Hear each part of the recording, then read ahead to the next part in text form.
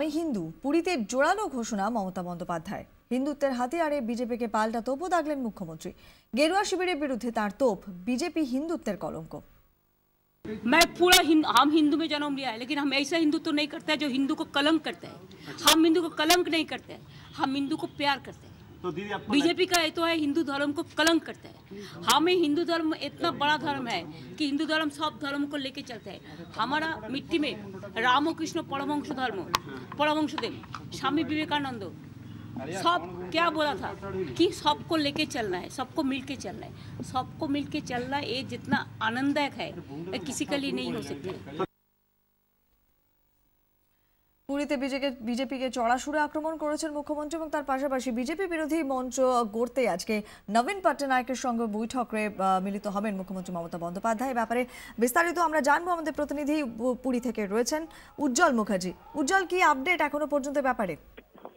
দেখো, সেটা হচ্ছে যে গতকালই মমতা বন্দ্যোপাধ্যায় কিন্তু খুব স্পষ্ট করে দিয়েছেন যে বিজেপির বিরুদ্ধে তিনি এখন শুধুমাত্র রাস্তায় নেমে আন্দোলন করাই নয়, বিজেপি যে ধর্মীয় উন্মাদনা তৈরি করতে চাইছেন, মূলত হিন্দু ধর্মকে সামনে নিয়ে এসে যে উন্মাদনা তিনি তৈরি করতে চাইছেন তার প্রতিরোধ করা কিন্তু একেবারেই এই জায়গা থেকেই হবে, যেখানে দাঁড়িয়ে মমতা বন্দ্যোপাধ্যায় বলছেন যে তিনি হিন্দু এবং তিনি জানেন হিন্দু ধর্মের যে সংস্কৃতি, হিন্দু ধর্মের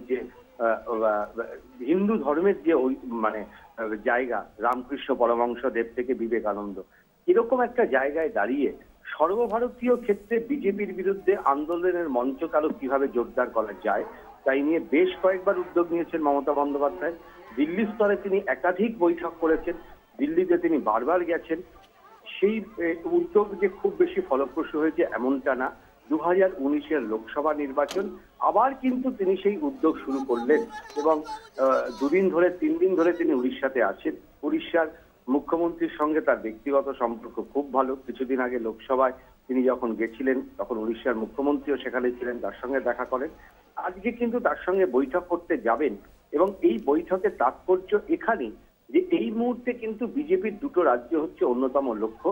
1 নম্বর রাজ্যের নাম যদি হয় পশ্চিমবঙ্গ, তাহলে 2 নম্বর রাজ্য অবশ্যই উড়িষ্যা, যে কারণে বিজেপির সর্বভারতীয় সম্মেলনের ক্ষেত্র হিসাবে উড়িষ্যাকে বেছে নেওয়া হয়েছিল।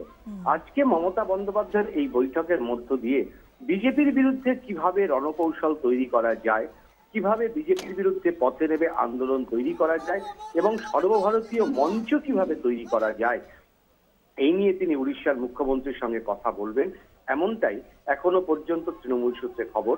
মুখ্যমন্ত্রী 1টা নাগাদ এখান থেকে রওনা দেবেন, 2 নাগাদ তার সঙ্গে মুখ্যমন্ত্রীর কথা হবে এবং তারপরে তিনি কলকাতায় ফিরে আসবেন।